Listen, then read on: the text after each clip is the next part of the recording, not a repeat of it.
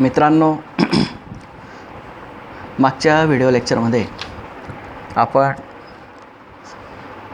जैविक विविधतेचे महत्त्व, जैविक विविधता, भारताचे भौगोलिक प्रदेश, त्यानंतर जागतिक, राष्ट्रीय आणि स्थानिक स्तरावरची जैविक विविधता आणि जैविक विविधतेचं महत्त्व, जैविक विविधता नेमकी काय आहे, कशा प्रकारे ती संवर्धित केली जाते, कोणत्या कोणत्या पातळीवर तिचं संरक्षण आणि संवर्धन केलं जातं, कोणत्या कोणत्या स्तरावर कशा प्रकारच्या उपाययोजना आयोजित केल्या जातात किंवा राबवल्या जातात की जेणेकरून त्या स्तरावर किंवा त्या ठिकाणी वेगवेगळ्या प्रकारची समूहाची जैविक किंवा जैवविविधता आपल्याला तिचं संवर्धन करता येईल किंवा तिचं पालनपोषण करता येईल. अशा प्रकारचे विविध घटक आणि मुद्दे आपण बघितले. त्याचबरोबर जैविक विविधतेचे संकट किती मोठ्या प्रमाणामध्ये निर्माण होत चाललेले आहे. मानवाचा जो काही या पर्यावरणावर फार मोठ्या प्रमाणामध्ये जे काही अतिक्रमण होत चाललेलं आहे, या अतिक्रमणाला कोणीही बाधा आणू शकत नाही किंवा कोणी थांबवण्याचाही प्रयत्न करू शकत नाही. म्हणून अनेक प्रकारच्या जैवविविधतेचा किंवा या निसर्गातल्या अनेक संसाधनांचा आणि घटकांचा ऱ्हास होत चालला आहे, ते नष्ट होत चाललेलं आहे. आणि म्हणूनच खूप मोठ्या प्रमाणात ही संकटं आता आपल्यासमोर उभे येऊन ठेपलेली आहेत आणि हे कुठेतरी थांबवायला पाहिजे. अशा प्रकारे आपण काही मुद्द्यांचा जैवविविधतेच्या संदर्भामध्ये आपण मागच्या व्हिडिओ लेक्चरमध्ये आपण चर्चा केली. मित्रांनो, आज आपण नवीन मुद्दा घेणार आहोत याच प्रकरणातला. तो म्हणजे भारत एक विशाल जैविक विविधतेचे राष्ट्र. वास्तविक पाहता जैविक विविधता आणि त्यांचे संवर्धन हे प्रकरण भारताच्या संदर्भात आहे, जगाच्याही संदर्भात आहे, पूर्ण सभोवतालच्या परिसरात किंवा या पृथ्वीवर असलेल्या घटकाशी संबंधित आहे. कारण ज्या ठिकाणी जीव आहे, जैव आहे, जो घटक जिवंत आहे, त्याचं पुनरुत्पादन, त्याची संरचना, त्याचा परिवार, त्याचं संरक्षण, त्याचं संवर्धन, त्याची जपणूक, त्याची काळजी, ह्या सगळ्या गोष्टींचा अंतर्भाव यामध्ये असतो. कोणत्याही ठिकाणी, कोणत्याही प्रदेशातली त्या ठिकाणची जैवविविधता ही महत्त्वाची आहे. कारण त्या ठिकाणी त्यांचं वास्तव्य आहे, अधिवास आहे. वर्षानुवर्षे कितीतरी पिढ्या त्या प्रदेशामध्ये त्यांचं वास्तव्य आढळून येतं, त्यांचा अधिवास आहे. आणि म्हणूनच मानवाच्या अतिक्रमणामुळे काही परिवारांचा परिवार नष्ट होत चाललेला आहे. काही ज्या दुर्मिळ अशा जाती जमाती वनस्पतीच्या संदर्भात आहे, प्राण्यांच्या संदर्भात आहे, सरपटणारे किंवा पोहणारे जे काही जीव आहेत यांच्या बाबतीत आहे. तर कुठे ना कुठे आपल्याला काही ना काही तारतम्य यामध्ये दिसेल. आणि वस्तुतः जर याचा विचार केला तर प्रत्येक प्रदेशातील जैवविविधता ही त्या स्तरावर विविध प्रकारच्या संशोधक किंवा जो काही समाज ज्या ठिकाणी राहत आहेत त्या समाजातील लोकांना, म्हणजे मनुष्यबळाची गरज प्रत्येक ठिकाणी असते. आणि त्या लोकांच्या सहभागानुसार जर आपण त्यांना या पूर्ण पर्यावरणातल्या जैविक घटकांचं जर संरक्षण आणि संवर्धनाच्या करण्यासाठी जर यांचा पुढाकार आपण घेतला तर निश्चितपणे ग्राम आणि ग्रामीण भागातल्या पातळीपासून तर आंतरराष्ट्रीय स्तरावरच्या पातळीपर्यंत जैवविविधतेचं संरक्षण आणि संवर्धन हे चांगल्या प्रकारे होऊ शकतं.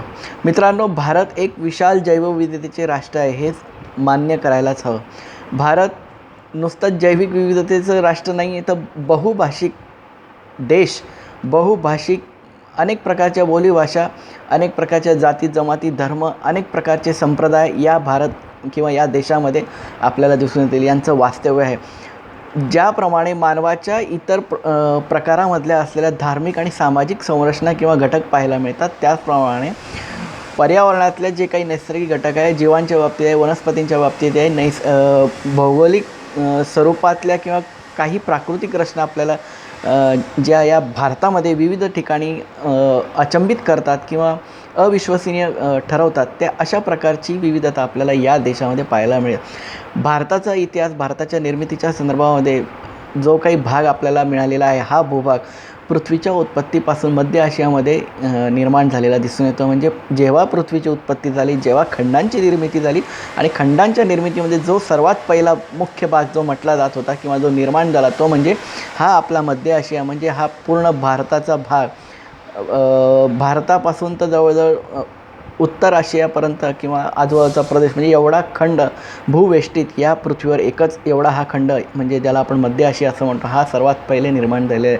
आणि हे आपल्याला वेगेनरच्या भूखंड वन सिद्धांतानुसार आपल्याला लक्षात येईल. म्हणजे या वेगेनर या शास्त्रज्ञाने त्याला पॅन्जिया असे नाव दिलेले आहे.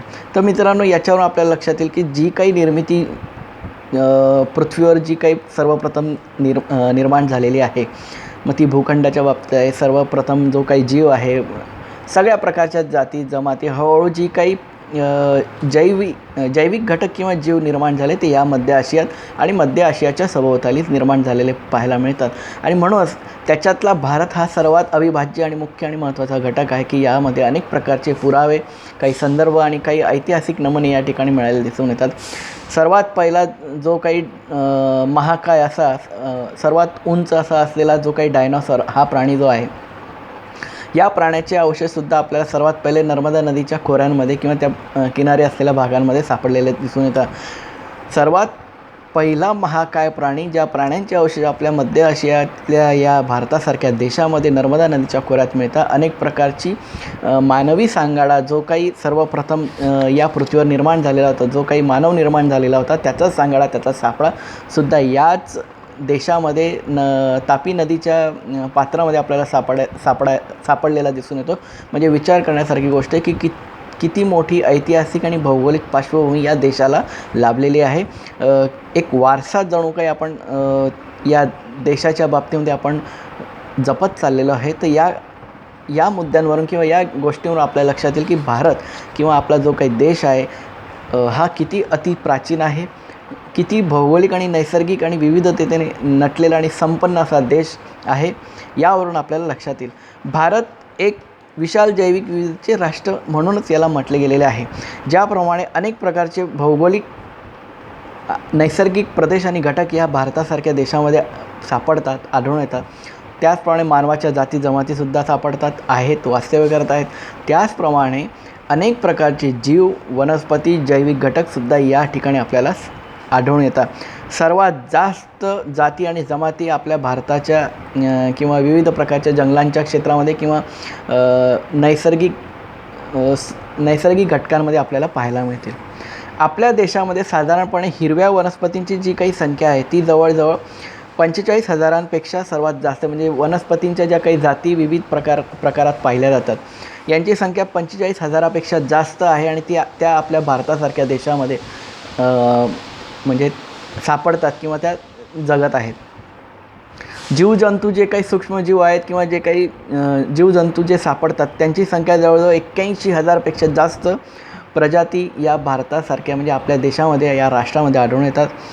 अनेक प्रकारचे कीटकांचा समावेश किंवा यांचं वास्तव्यसुद्धा प्रत्येक भागात, प्रत्येक ठिकाणी आपल्याला पाहायला मिळेल. आणि त्यांची संख्या जवळजवळ 60,000पेक्षा जास्त प्रजाती या कीटकांच्या आपल्या राष्ट्रामध्ये सापडतात. विविध प्रकारचे जे काही जलचर प्राणी किंवा मासे जे आहेत यांच्या 2,500पेक्षा जास्त जाती आणि प्रजाती आपल्या भारतात किंवा या नदी किंवा महासागराच्या किंवा सरोवराच्या या स्रोतांमध्ये आढळून येतात किंवा त्या सापडतात. विविध प्रकारचे जे काही अनेकविध आवाज असलेले, रंगरूपाने नटलेले किंवा अनेक उंचीचे पक्षीसुद्धा आपल्या राष्ट्रामध्ये म्हणजे 1250 म्हणजे 1230पेक्षा जास्त प्रजातींची संख्या आपल्या भारतात सापडतात किंवा आढळून येतात. सरपटणारे जे काही जीव आहेत हे 440पेक्षा जास्त प्रजाती आपल्या भारतात आढळून येतात. सस्तन प्राण्यांच्या ज्या काही 372 आणि उभयचर प्राण्यांच्या 204 प्रजाती या भारतासारख्या राष्ट्रामध्ये, या देशामध्ये आढळून येतात. आणि म्हणूनच भारताला जगातील सर्वाधिक जैविक विविधता असलेला देश म्हटला जातो. जी काही सर्वात जास्त विविधतेचे देश या जगामध्ये आहेत, एकूण 12 देश सर्वात जास्त जैविक विविधतेचे गणले जातात. त्या 12 देशांमध्ये एका देशाचं नाव आपलं भारत देश आहे मित्रांनो. म्हणजे 12 देशातले सर्वात महत्त्वाचं जे स्थान भारताने पटकावलं आहे, म्हणजे किती महत्त्वपूर्ण हा देश आपला आणि किती विविधतेने, निसर्गाने नटलेला आणि संपन्न असलेला राष्ट्र आपला आहे मित्रांनो. म्हणून जैवविविधतेचं विशाल राष्ट्र किंवा देश आपला भारत हा आहे.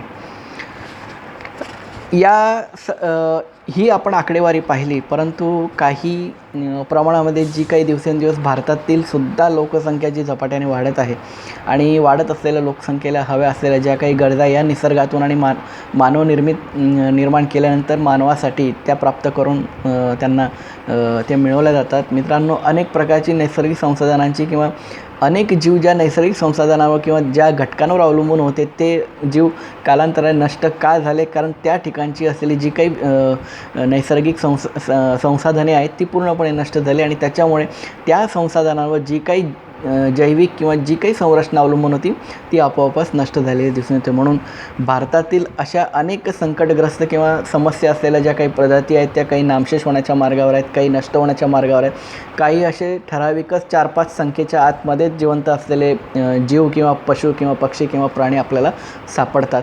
तर मित्रांनो, या जे काही जीवजंतूंची जी काही संख्या आहेत ही जवळजवळ हजारोंच्या घरामध्ये आहेत. काही नष्ट झालेल्या ज्या काही प्रजाती आहे म्हणजे आतापर्यंत या भारतामध्ये तर 724पेक्षा जास्त प्रजाती भारतामध्ये नष्ट होऊन गेलेल्या आहेत, नष्ट होत चाललेल्या आहेत. त्याच्यामध्ये अनेक प्रकारचे वनस्पती आहे, अनेक प्रकारचे झाडं आहेत, मासे आहे, उभयचर प्राणी आहेत, सरपटणारे सस्तन प्राणी आहेत, पक्षी आहे, विविध प्रकारचे जीव आहे, कीटक आहे, असे विविध जाती प्रजाती किंवा जमाती ह्या 724पेक्षा जास्त नष्ट होत चाललेल्या आहे. नष्ट होण्याच्या धोका असलेल्या ज्या काही प्रजाती आहेत म्हणजे आता ज्या जवळजवळ नष्ट होण्याच्या मार्गावर आहेत त्या काही वर्षानंतर नष्ट होतीलच. या जवळजवळ 22,530 यांची संख्या आहे आणि ती भारतात आहे. मग यामध्ये सरपटणारे आहे, उभयचर आहे, उडणारे आहे, सस्तन प्राणी आहे, जलचर प्राणी आहेत, खाली जमिनीवर चालणारे प्राणी आहेत, जगणारे प्राणी आहेत, अशा विविध प्रकारची जी काही प्राण्यांची संरचना आहेत किंवा जीवजंतूंची एकत्रित जी काही संख्या आहे किंवा प्रजातींची अनुमानित जी काही संख्या आहे ही जवळजवळ 22,530पेक्षा जास्त आहे आणि ती कालांतराने काही वर्षानंतर नष्ट झालेली असेल, नष्ट होण्याच्या मार्गावर आहे. तर अशा प्रकारे भारतात ज्याप्रमाणे लोकसंख्या वाढत आहे त्याचप्रमाणे सभोवतालचे नैसर्गिक संसाधनंसुद्धा दिवसेंदिवस कमी होत चाललेलं आहे. जंगलांचं प्रमाण हे दिवसेंदिवस कमी होत चाललेलं आहे, पाण्याचं प्रमाण कमी होत चाललेलं आहे, नैसर्गिक वने त्या ज्या घटकांवर अनेक जीव अवलंबून आहेत ते सुद्धा कमी होत चालले. म्हणजे कुठेतरी निसर्गाचं असंतुलन झालेलं आपल्याला पाहायला मिळतं आणि येणाऱ्या वर्षांमध्ये खूप मोठ्या प्रमाणात याचं असंतुलन होणार आहे आणि पृथ्वी ही डगमगेल. पृथ्वीचं असंतुलन झाल्यानंतर पृथ्वीवर अनेक अशा आपत्कालीन समस्या निर्माण होतील आणि या समस्येमध्ये किंवा या आपत्तीमध्ये खूप मोठ्या प्रमाणामध्ये मनुष्यांची किंवा मानवाचा मृत्यू किंवा मानवाची जी काही उत्पत्ती झालेली आहे ही समूळ त्या मानवाचा पूर्णपणे नष्ट होण्यावर कोणीही रोखू शकत नाही. कारण आपण या निसर्गाचं किंवा या नैसर्गिक संसाधनांचं अतोनात नुकसान आपण दिवसेंदिवस करत चाललेलं आहे. काही संकटग्रस्त वन्यजीव आहेत, काही प्राणी आहेत किंवा काही पक्षी आहेत, यांच्या संवर्धनासाठी किंवा यांच्या संरक्षणाच्या बाबतीमध्ये किंवा त्यांची जपणूक व्हायला पाहिजे म्हणून काही NGO आहेत, काही खाजगी आहेत, काही सरकारी किंवा निमसरकारी अशा प्रकारच्या ज्या काही संस्था आहेत ज्या पर्यावरण आणि निसर्गप्रेमी आहे, वन्यजीवांचं संरक्षण करणारे आहेत, काही समाजसेवक आहेत, काही असे लोक आहेत की जे समाज बांधव आहेत ज्या गावामध्ये ज्यांचं वास्तव्य आहे ते गावातले लोक त्या सभोवतालच्या प्रदेशांचं, वन्यजीवांचं, प्राण्यांचं, पशुपक्ष्यांचं संरक्षण खूप चांगल्या पद्धतीने करतात. त्यांच्या घरातूनच ते अन्न देण्याचा प्रयत्न करत असतात. अशा प्रकारचा समाजसुद्धा आज आपल्या भारतामध्ये पाहायला मिळतो. अनेक प्रकारचे जे काही जीव किंवा प्राणी, मग ते शाकाहारी असतील किंवा मांसाहारी असतील, जे आपण डोळ्यांनी पाहतो, विविध प्रकारच्या चॅनल्सवर किंवा TV मध्ये किंवा मोबाईलवर पाहतो किंवा नेटवर पाहतो, हे काही प्रमाणामध्ये नष्ट होत चाललेले आहेत, काही नष्ट झालेले आहेत. मग जे काही संकटग्रस्त जीव आहेत ते एकूण 29 वन्यजीव आपल्याला पाहायला मिळतील. पहिला आहे वाघ, दुसरा आहे चित्ता, तिसरा आहे सिंह, चौथा आहे गेंडा, पाचवा आहे चिंपांझी, सहावा आहे कासव, सातवा आहे मगर, आठवा आहे लहान शेपटीचे वानर, नववा आहे काश्मीरी हरिण, 10वा आहे निलगिरी माकड, 11वा आहे सिंह किंवा शेपटी असलेला वानर, 12वा जे आहे भुरा बारासिंगा, 13वा आहे सोनेरी चिमण्या, 14वा आहे निलगिरी हरिण, 15वं आहे बारासिंगा, 16वं आहे जंगली म्हैस, 17वं आहे जंगली पाल, 18वं आहे जंगली गाढव, 19वं आहे पिग्मी डुक्कर, 23वं आहे सोनेरी मांजर, 21वं आहे सोनेरी डुक्कर, 22वं आहे छोटा बारासिंगा, 23वं आहे दलदली हरिण, 24वं आहे वनमानव, 25वं आहे भुरी मांजर, 26वं आहे लाल पांडा, 27वं आहे अजगरे, 28वं आहे कस्तुरी हरिण, 29वं आहे पांढऱ्या बिबट्या. आणि हे जरी 29 असले तरी 30वं मी जे सांगेल तुम्हाला ते म्हणजे पांढऱ्या रंगाचे पट्ट्याचे वाघ, जे अतिशय दुर्मिळ आणि नष्ट झालेले आपल्याला पाहायला मिळतात. भारतामध्ये पांढरे वाघ आधी खूप आढळून यायचे, परंतु ज्या काही लोकांनी या भारतावर अधिराज्य गाजवलेलं दिसून येतं, म्हणजे खूप वर्षापासून तर भारतात ब्रिटिश सत्ता सोडेपर्यंत या लोकांनी खूप मोठ्या प्रमाणात भारतातली विविधता नष्ट केली, अनेक प्रकारच्या प्राण्यांची शिकार केली. यामध्ये सर्वात जास्त मुख्य आकर्षण जे होतं ते म्हणजे पांढऱ्या रंगाचे आणि पांढऱ्या पट्ट्याचे, पांढऱ्या पूर्णपणे असे कापसासारखे असलेले वाघ जे पूर्णपणे नष्ट झालेले आहे. जो पांढऱ्या वाघांचा देश म्हटला जायचा ब्रह्मदेश किंवा म्यानमार, ज्याला आता म्यानमार असे म्हणतात, पूर्वीचं नाव ब्रह्मदेश आहे, हा सुद्धा एक भारताचाच भाग होता आणि भारतातूनच त्या देशामध्ये हे वाघ गेलेले होते आणि कालांतराने हे नष्ट झाले. परंतु आफ्रिकेमध्ये आणि अमेरिकेमध्ये पांढऱ्या रंगाचे पट्ट्यांचे वाघांचं संवर्धन आणि संरक्षण केलं जातं. अनेक प्रकारची जी काही विविधता ही सर्वात पहिले भारतातच वास्तव्यास होती, भारतातच आढळून येत होती, भारतातच निर्माण झालेली आहे. परंतु कालांतराने अनेक प्रकारच्या बदलामुळे, परिवर्तनामुळे हे प्राणी किंवा हे पशुपक्षी स्थलांतरित झाले, वेगवेगळ्या ठिकाणी सरकले गेले किंवा त्यांचा अधिवास त्यांच्यापासून तो दूर चालला गेला मानवाच्या अतिक्रमणामुळे. म्हणूनच काय झालं की हे सर्व वन्यजीव नष्ट होण्याच्या मार्गावर आहेत. अनेक प्रकारच्या जाती जमाती नष्ट झालेल्या पाहायला मिळतात. काही जातींमधली संख्या तर फक्त 1 किंवा 2 आहेत. असे अनेक प्रकारचे वन्यजीव जे संकटग्रस्त आहेत, जे नष्ट होण्याच्या मार्गावर, यांच्यासाठी आज आपल्याला काहीतरी पाऊल उचलावं लागणार आहे, जेणेकरून आपण येणाऱ्या पिढींना अशा प्रकारचे वन्यजीव आहेत आणि त्यांचं अशा प्रकारची काळजी घेतली जातं, संवर्धन केलं जातं आणि त्यांची देखभाल किंवा लहान मुलासारखी त्याची जपणूक केली जाते, हे आपल्याला सांगावयास फार मोठं वाटेल. परंतु यासाठी पाऊल उचलणं हे फार महत्त्वाचं आहे. अशा प्रकारच्या संकटग्रस्त वन्यजीव किंवा या संवर्धनासाठी काही फायदे किंवा काही त्याच्यावर जर उपाययोजना आहेत त्या महत्त्वाच्या आहेत. मग या 9 प्रकारच्या उपाययोजना ज्या सांगण्यात आलेल्या आहेत, या पर्यावरणाच्या संवर्धनासाठी आणि या वन्यजीवांच्या संरक्षणासाठी आहे आणि हे अतिशय महत्त्वाचं आहे मित्रांनो. पहिलं आहे वन्यजीवांच्या बाबतीत संबंधित असलेल्या सर्व माहितीचे एकत्रीकरण करून त्यावर लक्ष ठेवणं. म्हणजे जितकेही वन्यजीव आपल्या देशामध्ये किंवा राष्ट्रामध्ये आहेत किंवा याच्या आधी होते, कोणते नष्ट होण्याच्या किंवा नामशेष होण्याच्या मार्गावर, त्यांची यादी करा, त्यांना जमा करा, त्यांचं कुठेतरी एक राखीव क्षेत्र तयार करा, त्या ठिकाणी त्यांचं संगोपन केंद्र स्थापन करा, त्या ठिकाणी त्यांचा परिवार वाढवा आणि मग त्यांची संख्या व्यवस्थित वाढल्यानंतर, संतुलित झाल्यानंतर त्यांना मोठ्या जंगलांच्या क्षेत्रामध्ये सोडा. दुसरं आहे वन्यजीवांच्या आश्रयस्थानाच्या स्वरूपात असलेल्या जंगलांचे विनाशापासून संरक्षण करणे. ही अतिशय महत्त्वाची गोष्ट आहे. जे जंगले विनाशाच्या मार्गावर आहेत त्यांचा विनाश थांबवला गेला पाहिजे, त्यांचा अधिवास त्यांना मिळाला गेला पाहिजे आणि जी जंगले फार मोठ्या प्रमाणात विनाश किंवा जी नष्ट केलेली आहे त्या ठिकाणी उर्वरित किंवा उरलेल्या भागामध्ये अनेक प्रकारचे झाडांचं वृक्षरोपण किंवा लागवड करून त्या ठिकाणी अनेक झाडं लावली गेली पाहिजे, जेणेकरून त्यांना त्यांचा अधिवास प्राप्त होऊ शकतो, त्यांचं अधिवास त्यांना मिळू शकतो आणि त्यांचं जीवन हे व्यवस्थित होऊ शकतं. तिसरं आहे मित्रांनो, ते म्हणजे वन्यजीवांसाठी अनुकूल असलेल्या संभाव्य अधिवास क्षेत्राचा विकास करा. म्हणजे एखाद्या वन्यजीव किंवा प्राण्यांचा अधिवास हा फार कमी आहे, परंतु त्यांना फार मोठा अधिवास लागतो, कारण काही अधिवास किंवा जंगलाचे क्षेत्र मानवाने नष्ट केले. परंतु आपण ज्या काही ठिकाणी जो भाग असा नापीक किंवा पडीक आहे त्या ठिकाणी अशा प्रकारचं क्षेत्र निर्माण करून, राखीव जंगलांचे क्षेत्र, ज्याला रिझर्व्ह फॉरेस्ट असं म्हणतात, राखीव जंगलाचे क्षेत्र निर्माण करून तयार करून त्या ठिकाणी या वन्यजीवांचं संगोपन आणि संवर्धन केंद्र जर स्थापन केलं, या प्राण्यांना त्या राखीव जंगलांच्या क्षेत्रात सोडून त्यांचं जर व्यवस्थित जपणूक केली तर चांगल्या प्रकारे त्यांची संख्या वाढेल आणि त्यांचं रक्षण केलं जाईल. चौथा आहे नैसर्गिक आपत्ती व पर्यावरणीय प्रदूषणापासून वन्यजीवांचे रक्षण करणे. अतिशय महत्त्वाचा मुद्दा आहे, कारण पर्यावरणात होत असलेलं जे काही सर्वात मोठं प्रदूषण आहे, या प्रदूषणामुळे जीवांची संख्येमध्ये घट होत आहे. परंतु घट होण्यामागे जीवांचं जे काही आयुर्मान आहे, जे काही वय आहे, हे सुद्धा कमी कमी झालेलं आहे. म्हणजे ज्या वाघांचं किंवा सिंहांचं वय 15 वर्ष होतं किंवा 16 वर्ष होतं, ते आज 8 आणि 9 वर्षापर्यंत आलेलं आहे. म्हणजे अशा अनेक प्राण्यांचे वय हे आयुर्मान हे या पर्यावरणातल्या किंवा परिवर्तनामुळे किंवा या प्रदूषणामुळे किंवा या बदलामुळे खूप कमी कमी होत चाललेलं आहे. म्हणून या वन्यजीवांचं ह्या प्रदूषणापासून म्हणजे कुठेतरी यांना लांब सोडलं गेलं पाहिजे किंवा खूप दूरवर जवळजवळ प्रदूषण त्या क्षेत्रापर्यंत पोहोचलं जाणार नाही, अशा ठिकाणी एक केंद्र किंवा एक क्षेत्र निर्माण करून अशा क्षेत्रामध्ये त्यांचं वन्यजीवांचं कुठेतरी स्थलांतरित करून त्यांची वाढ किंवा त्यांचा परिवार किंवा त्यांचं संगोपन केलं गेलं पाहिजे. पाचवा आहे सर्वात महत्त्वाचा घटक, तो म्हणजे वन्य प्राण्यांच्या शिकारीला प्रतिबंध घालणे.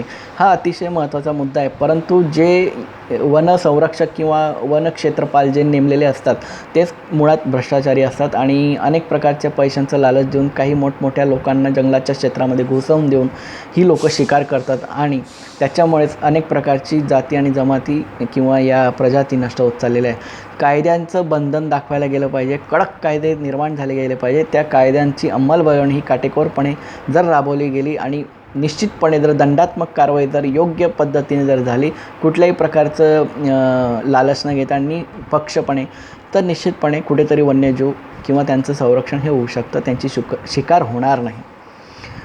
सहावं आहे मित्रांनो, वन्य प्राण्यांचा विशिष्ट जातींसाठी अभयारण्यांची निर्मिती करणे. अनेक प्रकारचे जंगले आहेत, अनेक प्रकारचे अभयारण्ये, ज्याला सँक्च्युरीज असे म्हणतो, पार्क्स म्हणतो, गार्डन्स म्हणतो, जसं जिम कॉर्बेट आहे, ताडोबा आहे, नंतर अनेक प्रकारचे अभयारण्ये काळविटांसाठी आहे, वाघांसाठी आहे, हरणांसाठी आहे. अशा प्रकारचे अभयारण्यांची निर्मिती करायला पाहिजे आणि त्या जेणेकरून त्या ठिकाणी अनेक प्रकारचे जीव हे त्यांचा अधिवास हे व्यवस्थित होऊ शकतील. ज्या वन्य प्राण्यांच्या किंवा वनस्पतींच्या जाती लुप्त होत आहे, सातवा मुद्दा आहे मित्रांनो, त्यांच्यासाठी विशिष्ट प्रकारच्या योजना करणे आवश्यक आहे.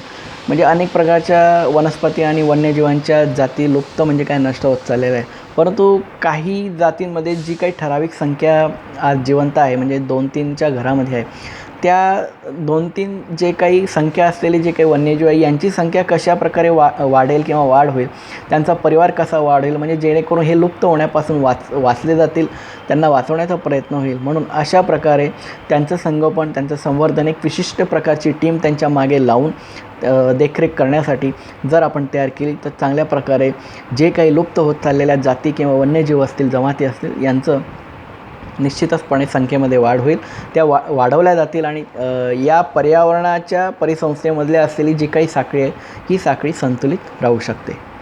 आठवा जो काही उपाय सांगण्यात आलेला आहे मित्रांनो, तो म्हणजे वन्यजीवांच्या संरक्षणासाठी व संवर्धनासाठी कडक उपाययोजना करणे आवश्यक आहे.